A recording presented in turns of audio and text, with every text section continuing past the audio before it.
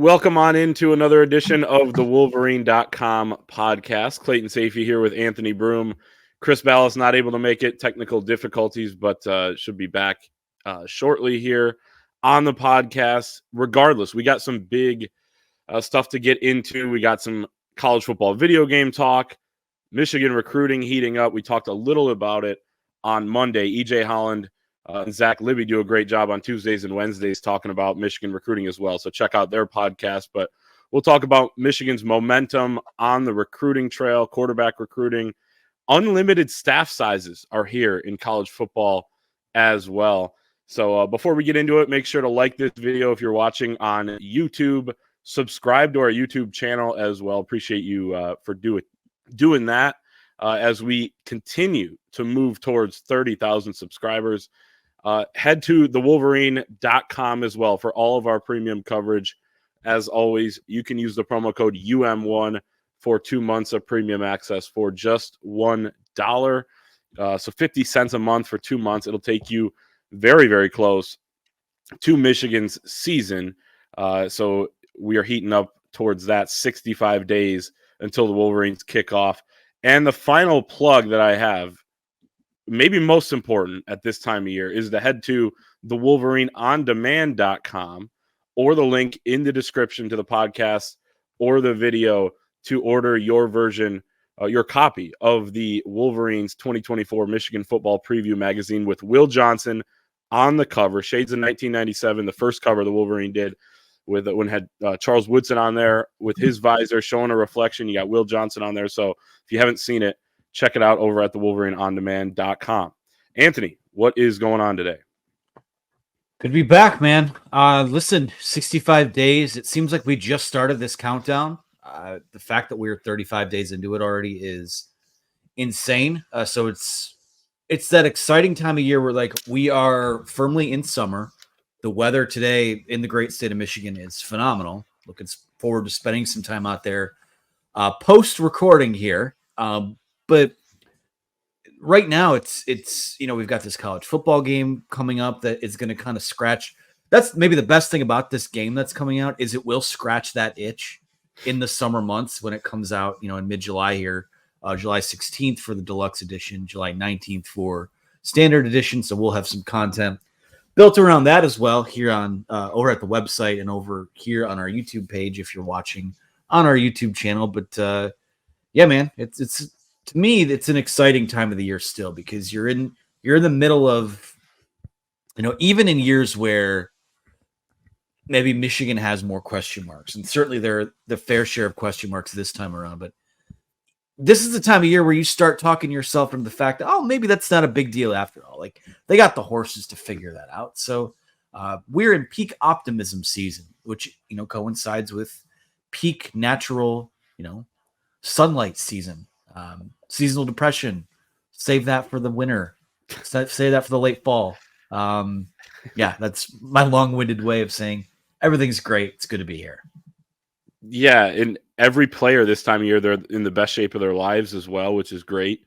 I love when people ask, like, what's the report out of summer conditioning? It's like, well, I mean, it's tough to say what's real and what's not at this point, but I can tell you this, that if you asked one of the guys in there, they'd say everybody's in the best shape of their lives. But obviously they are putting in the work there. The Michigan recruiting staff will have and coaching staff will have some much needed vacations coming up as well, because the dead period is coming into effect here. But it comes on the heels of a huge month of June for Michigan football recruiting, which now stands 14th in the country in the 2025 rankings. They have 12 commits, 8 4-stars, 4 3-stars. That blue chip ratio of 67% is higher than last year's 2024 class when Michigan had 14 of its 26 members as 4-star or higher. They're trending for more targets as well. Our EJ Holland over at thewolverine.com and Steve Wiltfong of On3 have placed some expert predictions as well. And two that stand out to me are for a couple Andrews, top 100 wide receiver Andrew Marsh, 4-star tight end Andrew Olish. They haven't finished a deal yet, but Michigan in a good spot for those guys. They landed about 5 or 6 commits just last month alone, trending for 5 or 6 more, including the 2 Andrews But before we get into it, I know we talked a little bit the other day about our favorite recruits that Michigan's landed. We'll get into a couple more maybe of those individuals. But Anthony, I'll ask you this, and I'll give my take as well. What has allowed for this momentum for Michigan this month? Yeah, I mean, I think you start with EJ's intel, which is that on these visits, it seems like Sean McGee has been more involved in them, which I think him being sort of the general manager and the liaison between the football program and NIL and things like that. I think you're able to sell kind of a more cohesive vision on what things might look like. I think that helps. I also think that, this is something we've talked about several times over the last several months, is that when you look at a staff that is basically sort of starting over from scratch in a lot of ways with making contacts and making inroads with 25s. I mean, right now, this time of year is where you're kind of really establishing a lot of relationships with, the 26 guys. But this staff right now is doing both of those things. So I think that's part of it. I think being able to get guys on campus is certainly helpful as well. And I do think the NIL thing is starting to come around. I really do. And I know people get upset with soon, but I really do think that when you talk to some of the people involved in that in Ann Arbor, when you talk to some of the people involved with the collectives, people involved with the program, it just seems like we're finally in a spot where they're building towards something and there is a cohesive vision and a cohesive plan. And listen, I know things are going to change with revenue sharing and all of those types of things, but when you look at the class as a whole, at least where they stand right now, I've never been a guy that, Michigan's an elite program. There's no reason they shouldn't pull 5 stars, just like, Ohio State and these other. That doesn't bother me. I think when you look at the composite and when you look at, what does the total haul of players look like? I think that conversation to me is how many top 100 guys are you bringing in? And you've got a couple at the top of this class already in Nate Marshall and Kenoa Winston, the safety. Who knows? Carter Smith could be a top 100 guy if he has a big senior season. Right now, he's just outside the top 200.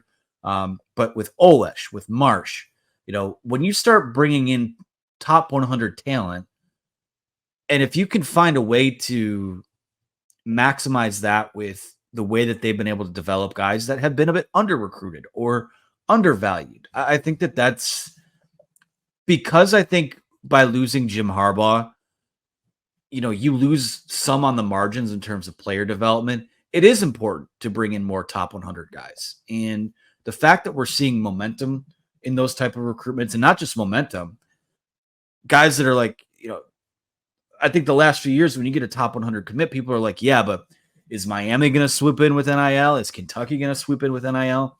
It seems like the guys they have right now and the guys that are in on are pretty firmly interested. So I think I really just think it's the pressure coming off of everyone of the transition and NIL being where it needs to be and just kind of letting the staff go to work. I think it's a combination of all those things. Yeah, and on the NIL pay for play front, like you don't want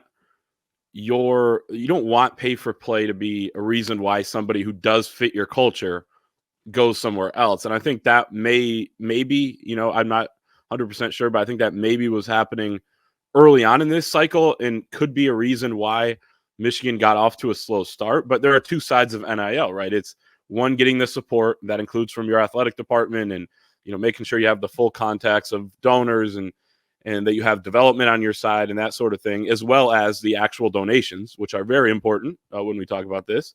And then the other side of it is the approach that Michigan takes. What is the communication like with the recruits? And you mentioned it with Sean McGee, Michigan's general manager. It seems like ever since he's gotten more involved a few weeks ago, starting with June official visits, Michigan has been able to satisfy what a lot of these recruits are looking for in terms of communication. And hey, here's what you can make here. These are the types of packages that our current players have. I mean, a lot of the current players, most of the scholarship guys on this roster, and even the walk-ons now, have signed contracts with Michigan's collective champion circle. So it's not like they're not engaging in this. They needed to get their point across. It seems like it is happening. It's funny. You and I were asked a few weeks ago on our mailbag show about what's the reason for Michigan's slow start on the recruiting trail. Is it the new coaching staff? Is it NIL? We both said, of course, it was a combination. And I think that as Sherrone Moore has gotten his recruiting staff in place, the coaches have been here a little bit longer, had more time to develop relationships. Lamar Morgan and all these guys. I don't know why I just mentioned him, but they all were on the road during the spring evaluation period. Getting to know different coaches, getting to know these players at their schools, actually working them out as well, evaluating them. So all that sometimes just takes time. So I think it's two things converging at once, of the pay for play and Michigan's coaching staff kind of getting its footing a little bit here, with having a bunch of new parts and a different operation. Sherrone Moore brought in about a dozen recruiting analysts as well that are going to assist each assistant coach as they go along. So it's a new operation, and it maybe just took a little bit of time. And I think an important thing to sort out too is that not all recruitments that come down to NIL are just, oh, well, this kid wants NIL, so they're not a fit for us. Like, there are a lot of guys that are probably darn good fits for Michigan that they have been missing on, like you said, because NIL is a data point now. The plan that you have, and maybe it's not even, maybe it wasn't even that the money's not there up front. Maybe it's that there wasn't a stated plan, or that there wasn't, a cohesive vision that, now you have, several different aspects of the recruitment now where you've got players and their NIL agents, you've got the actual programs themselves, and you've got the collectives, that everything has to kind of work in unison. So I think that that's probably a big part of it too. Listen, I mean, again, every individual decision that comes down is on a case-by-case basis. But when you see trends where you're losing NIL recruitments to the University of Kentucky, or you're losing it to, I don't remember the gentleman's name, but they lost someone to Illinois last cycle that I think was a 4-star recruit. When you start losing those type of recruitments, I think that's eye-opening. So don't let it be, you want to have this pitch that is well-rounded to all these guys, and don't let something that really, quite frankly, is kind of controllable when it comes to operationally what NIL should look like. Don't let that be something that holds you back. And I think that we've seen a big improvement on that front in the last several months. It's worth noting that it's not just the staff that is new either. Just only back in March, was the federal court injunction went through where now you can actually talk to these kids. And I know it was happening well before this at other schools, but, a lot of the Big Ten schools, the way Michigan operates, but now you can talk to them and guarantee them and, basically offer them money from your collective. And that's only been a few months in. So, Michigan wasn't really that slow to adapt to it. I just think a lot of other schools were quicker to adapt to it than they were allowed to, even though they haven't been caught and won't get caught. But let's talk about some of the recruits that excite us. Brady Hart, 2026 quarterback, I think is clearly one of them. So maybe we take him off the board. But before we name ours, I want to implore people watching on YouTube, leave a comment right now of your favorite recruit Michigan has landed recently. It could be Brady Hart for you. Tell us why as well. We'll be engaging in the comments, replying to all of them. So make sure to drop your comment in there if you're watching on YouTube. But AB, you want to give your guy, or you want me to name somebody? So in this class or recently, or what's the criteria here? Either way. Yeah, I mean, Brady Hart would lead that list, right? For all the reasons that we talked about the other day, the fact that he is every Michigan fan's password to all of their accounts, which I hope you guys have changed that since last we've spoke.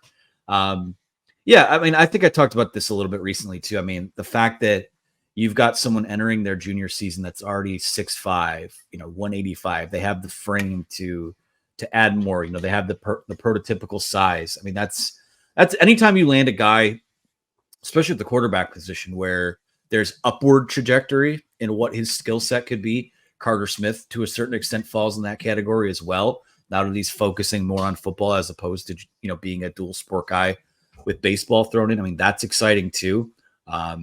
I think athleticism at the quarterback position is more important now than it's ever been.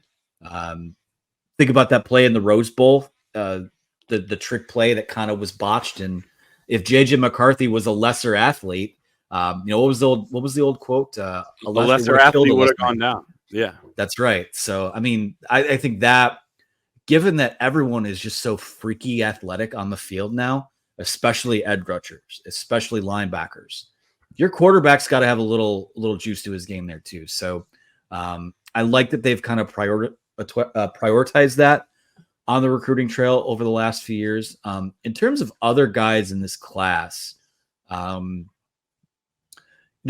Donovan Johnson to me is interesting because he was a guy that was not too long ago a 5-star recruit. And if I'm not mistaken, it was an ACL that he dealt with last year that he's coming back from. Believe so. I mean, I don't know. Someone smarter than me can fill us in on how torn ACLs in high school tend to affect careers. I know when those guys get to college, certainly when those guys get to the NFL, it's basically, it's a long road to recovery and you have to work extremely hard. And maybe that's where some of the intangible things about a player come into the mix here. But I don't know how much more different it is to come back from a torn ACL in high school, especially since you're talking about guys that are still developing physically and things like that too. But, if he hits, it's another, it's just another player in the line of guys that are going to keep this running back room as one of the better units in college football. I think they have that this year with the guys at the top of the depth chart. Certainly, we both think very highly of Jordan Marshall. I think he's a future star. To kind of just keep passing the baton to someone else, I think is that's what the great programs do. That's what the programs with staying power do. And when you look at what Michigan's done at running back over the last 3 or 4 years, and we'll see if it changes under Tony Alford, because it's, he's going to recruit a little bit better than Mike Hart, but is he going to develop as well? That's a big question too. But, the fact that all high school prospects are lotto tickets, whether they're a 5-star, a 3-star, 2-star, I'm willing to bet on the guy with 5-star traits coming out of high school, getting him in your program, letting him heal up, and coming into a situation where you are deep at the position is, I think that's a really good situation for him to be in. Yeah, and he's cleared and ready to play his senior season, so we're going to get to see exactly this fall, like what he has as a healthy back again. I guess his sophomore highlights were pretty incredible. But to your point, what if Michigan becomes, how Wisconsin, maybe 5-10 years ago just had that line of backs like John Clay to, it was like James White, then Monty Ball, or vice versa. I think it might have been the other way around.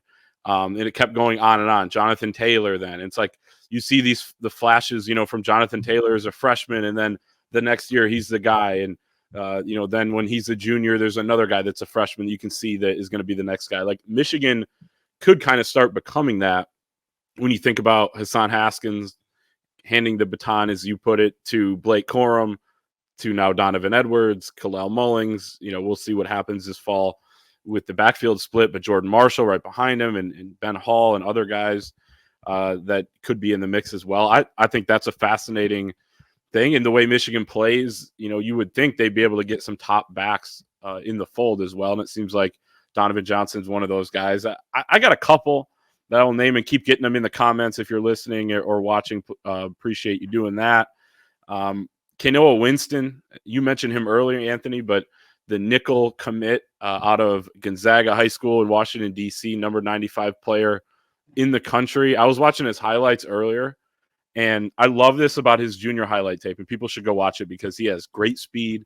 Our E.J. Holland has compared him to Bob Sanders, who is multiple-time All-Pro safety for the Colts. But that's a throwback name. That's a football guy name. That is a football guy name, and one of the best football players in his era, frankly, on the defensive side of the ball. And, so will Winston turn out that good? We'll see. I don't think EJ's, giving the comparison there of that's the type of career he's going to have, but that's the style of player he is. He's got great football speed, gets to the football. But if you watch his junior highlight tape, the first play is a pick six, second play is a punt block, third play is a punt block, fourth play is a field goal block, and the fifth play is a field goal block. So you have out of the first 5 plays, 4 on special teams. And Tony Alford was talking on a podcast this week about how he loves when he sees a recruit that not only plays special teams, but embraces special teams and puts it on his highlight film. And then I'm watching Winston's highlights, and there it is for the first 5 plays. So I liked to see that, but the speed really stands out. Excited to see how he does his senior season. And then I have to shout out, I had this, really became a huge fan of Deacon Tonielli this spring, after the spring game it was. And then you start reading into him, you start thinking about what he could do for this offense as an emerging force. Eli Owens is a 3-star tight end commit Michigan has, but this dude can hit. His highlight films, a lot of it is blocking, and he's the next Max Bredesen. He's wearing number 44. He is doing the dirty work. He can also catch. He can also run. But I really like Eli Owens, and that is a really valuable position for Michigan recently. People don't talk enough about Max Bredesen, but he's kind of a secret weapon on this offense as well. And that's, when he moves on, that's going to be somebody that's hard to replace. But Eli Owens is going to be there. We'll see if Max uses another year next season, but I think that's a really valuable position. So wanted to shout him out as well. But anything else before we move? Go ahead. No, I was just gonna say I love guys like that. I mean, I think give a rival school their flowers on here, like players like Connor Hayward or for Michigan State, players like a Max Bredesen. Those just those are football players, man. I mean, in quotations. Yep. Yeah, I mean those guys, those are mentality setting type of players, and it's good to see that Michigan is still kind of recruiting that too. I mean, I think when you look at what the line of succession in that Max Bredesen role is, I mean it's probably Eli Owens 2 years down the road, right? Like we'll see what happens there, but shout out Jalen Hoffman as well, someone that they think can be that next in line, a walk-on currently at Michigan. But yeah, I like this class. I mean, again, it's so far so good. A lot of work to still do. You assume they'll be somewhere in the 20s with all of it. And like I said, EJ and Zach do a great job breaking all that down and reporting on that for us. But yeah, I mean, it's you want to be. It's good to see them recruiting this way.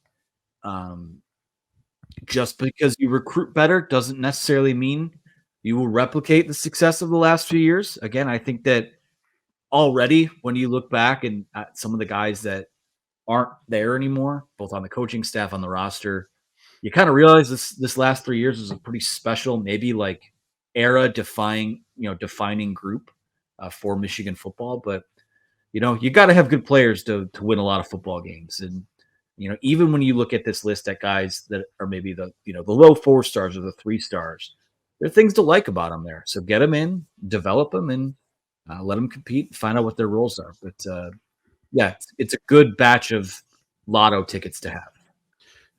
And if they finish and close with a lot of guys they're trending for, coupled with the guys they already have in the fold, it could end up similar to some of those classes that did help build Michigan's dominance over the last few years. And that leads me right to the 2020 class, which most of those guys are gone now, but the Athletic this week coming out is one of my favorite things they do each year. They come out with a re-ranking of the recruiting class 4 years later. So this year was 2020. A lot of those guys in the NFL now. But Michigan comes in third behind Alabama or Georgia and Alabama in that order. Those were the top 2 classes at the time. In 2020, it was Georgia, number 1, Alabama, number 2. Michigan was number 10 in the class. They move up to 3. And these are guys like Blake Corum, Roman Wilson, Chris Jenkins, Zach Zinter, Jalen Harrell, Braden McGregor, a couple guys that are still here in Makari Page and Kalel Mullings. Jeff Percy is the third that's still here, but RJ Moten, who played a role at Michigan, is down at Florida. He was part of this class as well, and others. But a lot of those guys hit. 5 or 6 of them? Yeah, 5 became NFL draft picks this spring. They move up to 3. And Anthony, it's a trend with the way Michigan has developed its players. In 2019, they had the 7th ranked recruiting class. They finished 3rd in the Athletics re-rank. And then 2018, probably the most incredible, was they finished number 22 in the Athletic or in the On3 industry ranking at the time. and The Athletic ranks them third. So third the last 3 years, right up there with those powers. So that's a difference of 19 spots in 2018, 4 spots in 2019, and 7 spots in 2020. But this 2020 group obviously did some incredible things. They never lost to Ohio State. They won 3 Big Ten championships to close out their career, and like we said, a few of them are still here. But what a class! Well, yeah, you think about it too. I mean, these guys were freshmen during all Yes. of the COVID-19 stuff. Like They having got to go sent through home that. their first spring. Yeah, I mean, the fact that they didn't have,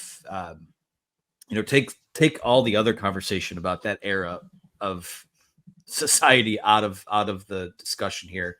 They just didn't have the type of training. Like, what was that? I think it was March 13th or something, where kind of the country shuts down. I think that was like during spring football, like a couple weeks in, right? So, Yep. Some of that early training you get, just a weird time to come into a program, and foundational guys everywhere. Blake Corum, I think Kalel Mullings can be one of those guys on this year's team.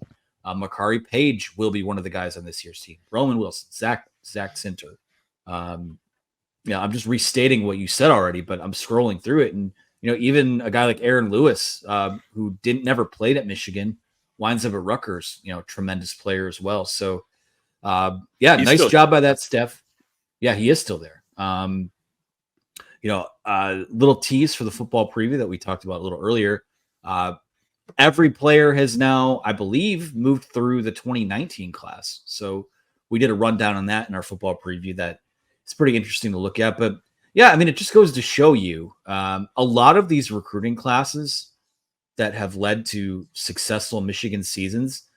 Those guys at the top of the board in terms of the rankings, the hit rate isn't as high as, a lot of these guys lower on the board. So they've done a great job identifying players that fit them, developing those guys and turning them into foundational pieces. And, next year when this 2020, the Athletic will do their 2021 ranking or whatever it is. I mean, that's going to be another all-time, version of just hitting on guys for, it was really, to build a good program, you have to hit on guys like that 3, 4, 5 years in a row. And they did, man. And time will tell what, 2022, 2023, and then 24 classes will bring. But yeah, it's hard to argue with what they got out of that era of the program.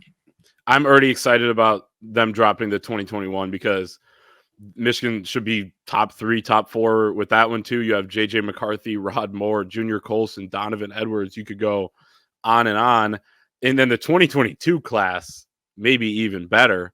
That might be the number 1 class in the country when you talk about Will Johnson, Mason Graham, Kenneth Grant. If you include the 2 transfers they've added at linebacker in that class, which they don't here, according to The Athletic. But if you look at just going into this year, Michigan's junior class, and you add all the guys we just mentioned and more, plus Jayshon Barham and Ernest Hausman, who are both juniors too. That is a ridiculous junior class. You want to have seniors, 5th years, guys like that. But if you have top-end talent in your junior class too, guys that are at least have the chance to go to the NFL the next year, you're going to have a really good team. And I think that's what Michigan's going to have this fall. But that's looking ahead. And like you said, I'm excited to see how that plays out. Let's move on to the news of the week in college football, which is unlimited staff sizes or coaching staff sizes are here. It doesn't mean that you're going to have 7-footers coaching football now. It means that you can have as many coaches coaching on the field as you want. So guys that were analysts in the past that really had to help out in the film room, in the meeting room, they're chopping up tape. They're, chopping up if the coach wants every 3rd down, 3rd and short from last year. Hey, analyst goes and gets it for them, or probably already has it in a file for them. That sort of thing. Probably still have those duties, but now during practice, which they can't be, on the field for, they can now coach. They can instruct. You can have as many people as you want doing that. Michigan has 9 analysts on staff right now. I will read them off, but it's a pretty impressive group that Michigan has put together. This is in addition to your GAs that could already coach on the field, but on offense, they got 4, defense 4, and special teams 1. But Jack Clark on offense, who's worked with the tight ends recently. Josh Synagoga has been a quarterbacks coach in college football at Youngstown State. Nick Gilbert has been an offensive line coach at Idaho. He works with the O-line. Brett Ingles is a 63-year-old guy who has seen a lot of footballs kicked off. AB, he has been an NFL assistant coach. He's been an offensive coordinator in college. So he is going to be a big resource, already is. On defense, you have Kevin Wilkins, who is the right-hand man of Wink Martindale. He spent a bunch of years with him in the NFL, starting in 2015 with the Ravens, went with him to the Giants, came with him to Michigan, and you hear great things about him. Anthony Marciano, he has spent time at Florida as a defensive graduate assistant. Pernell McPhee, who is, when you put Michigan's team out there, when they do their team photo, he is 35 years old. He's a coach now. He's an analyst. He may be the most physically imposing guy in the entire group because he played 11 years in the NFL, a lot of those years with the Ravens, many of them with Wink Martindale there. Lionel Stokes is a defensive analyst who worked with Lamar Morgan last year at Louisiana. And then Garrett Clausen, who basically takes J.B. Brown's role, right? J.B. Brown goes from special teams analyst to special teams coordinator. They need a special teams analyst. Well, they bring in a guy who just spent a year at SMU in that role. Another Texas guy, just like J.B. Brown. He has spent time as a quality control coach at Old Dominion, 3 seasons at St. Vincent. He was at St. Francis University in Pennsylvania as a special teams coordinator and running backs coach. So he has some experience and is rising up the ranks. But I think it's going to be interesting to see how this plays out in college football, because you already see On Three's Pete Nakos reporting that there could even be a mini coaching carousel this summer with coaches from the group of 5 and maybe lower levels of college football coming up to the Power 4 because they can now actually coach on the field, which I think really is a detriment. Kind of sucks for the lower levels of college football, I'll be honest. But the second thing is, I think this is a win for player development because you can still only have 10 assistants plus the head coach go out on the road and recruit. But now that these guys can be on the field and coach more than they could before, we know some programs probably already were doing this to a certain extent, but it's going to help. Well, Michigan was. Well, yeah. They got Ryan Osborne, one guy, was got caught for it. So, but you have, especially quarterback, when you think about Kirk Campbell now being Michigan's offensive coordinator, he's got a lot on his plate this year and really going forward in the foreseeable future. Now you have Josh Synagoga, you have other guys who can step in and help. And, you think about what goes into the quarterback position between footwork and going through your reads, like having another guy work with that position on the field while the offensive coordinator gets to walk around and be involved in all the different positions, I think is going to be pretty big. So there are a lot of different levels to this. It's a pretty significant change in college football. But what are your thoughts on it? Well, I mean, my first thought is that it's now kind of silly that Michigan dealt with sanctions for this anyways, even though it wasn't a rule a couple of years ago. But you see what else got passed this week? What's that? There's a rule now where marijuana is no longer on the list of drugs that they're going to test for at NCAA championships, which means Michigan gets busted for the analyst thing with Ryan Osborne. A year later, they changed the rule. Mitch McGary, 10 years ago, got screwed and got suspended basically for an entire season. And then they switched this rule. There were probably other rules, they're just kind of doing this. I feel like this one is almost a slap in the face at Michigan, but I know it was proposed for a while. But just think of the different rules that have now changed in college football. Yeah, I mean, I'm not going to pontificate too much on that. I just thought it was interesting that, all of a sudden, helmet communication, right? All of a sudden, staffs are allowed on the field. It's just interesting. To me, I think it is a win for player development. I think it's a win for the coaches as well in terms of, there are so many more responsibilities that a head coach has now, that assistant coaches have now with, recruiting trail, with transfer portal. And the fact that, again, does recruiting trail, transfer portal, does that affect guys during practice? No, but when you know that you can, kind of start to delegate, and there is more of a chain of command in terms of who does what, who could do what. I think that's good for the sport. I think that, again, it creates another, like you sort of hinted at, like it does create a little more of a chasm between the haves and the have-nots, which I just think we're on the speeding freight train to group of 5 schools, MAC schools. Like, you're just really, and I say this as a MAC grad, CMU grad, just really not going to matter in the grand scheme of things anymore, outside of being the check. You get the check for getting your butt whipped in a week 2 non-conference game. Is that all that different than what it currently is, though? No, it's not.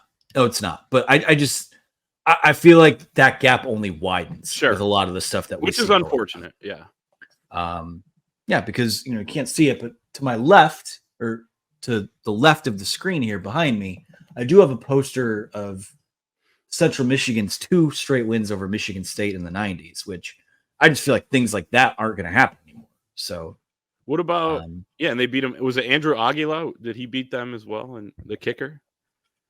I'd have to look. It's just a cool poster. Like 10 years ago?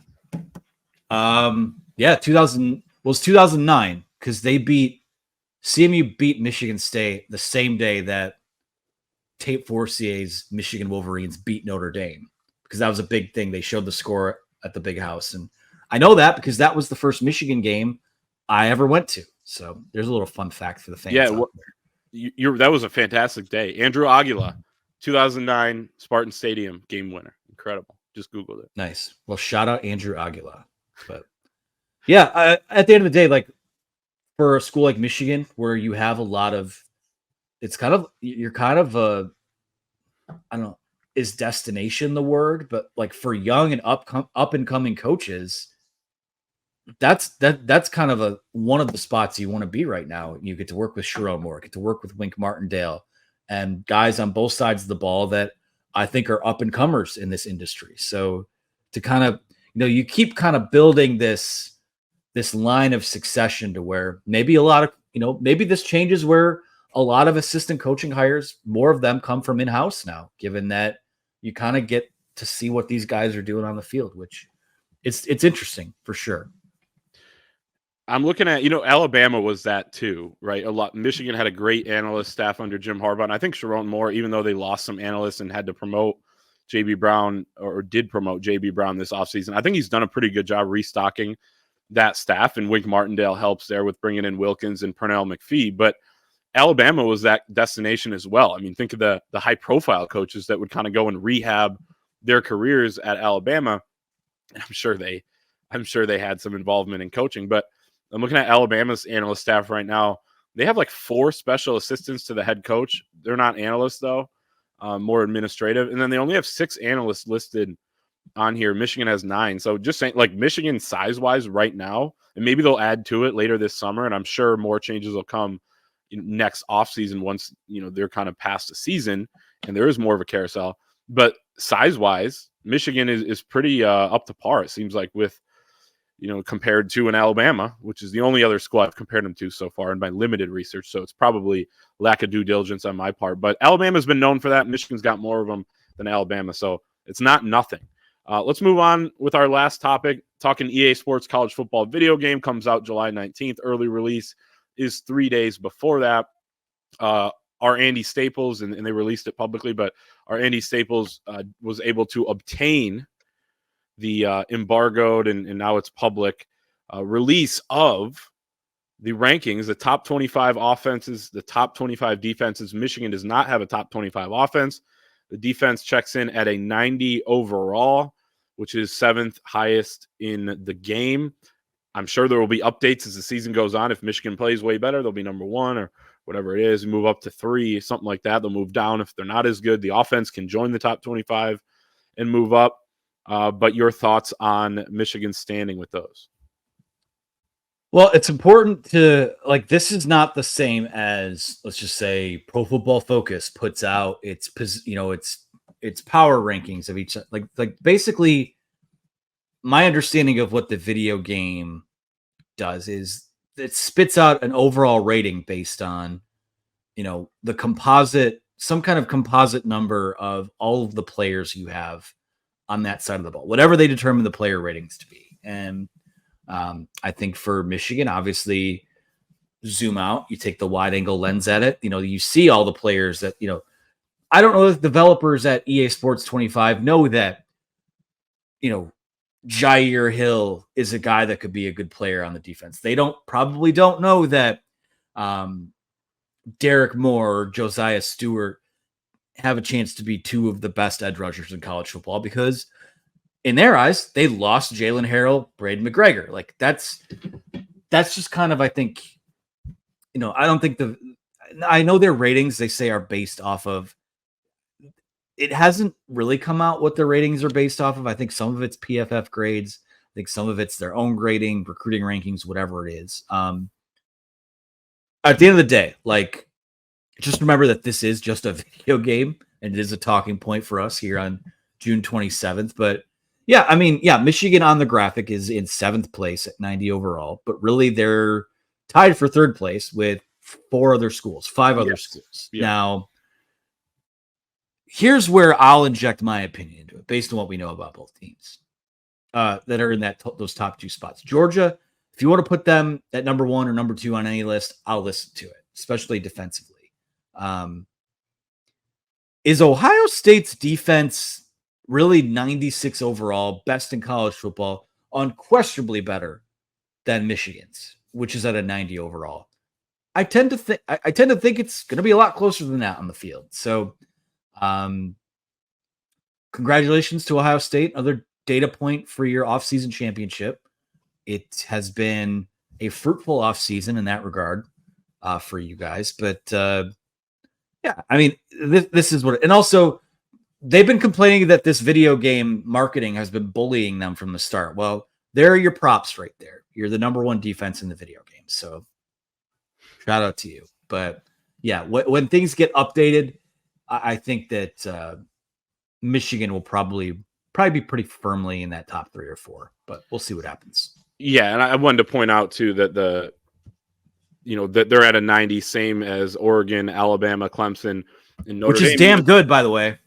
Yeah, it is, and I'm sure like whatever Oregon has is like 90 point whatever. It's some minuscule amount higher, sure, which is why they have them ranked like that. But 90, you're pretty much tied, right? It's some minuscule difference. And then you're right, it does seem a little weird that Ohio State is that much better, but in terms of the talent they have quite a bit of it. Same with Georgia, as always.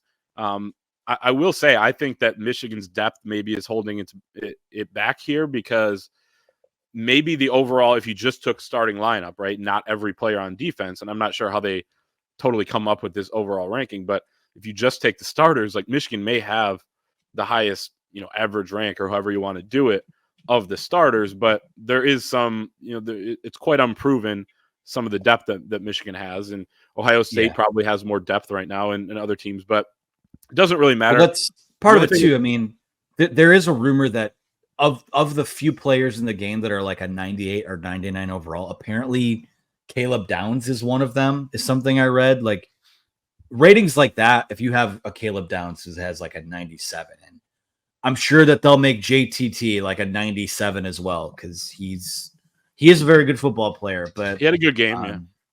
He's had a good couple games in his career. But the way that I think college football media talks about him, like they talk about him like he's Julius Peppers. So if you got those two guys at the top of, let's just say they're both 97s overall, that does a lot of the lifting when it comes to these type of video game rankings. So to me, it's I mean, I think that when you look at things like that, it makes sense. But again, I don't have a strong opinion on it. I'm just ready to play the game.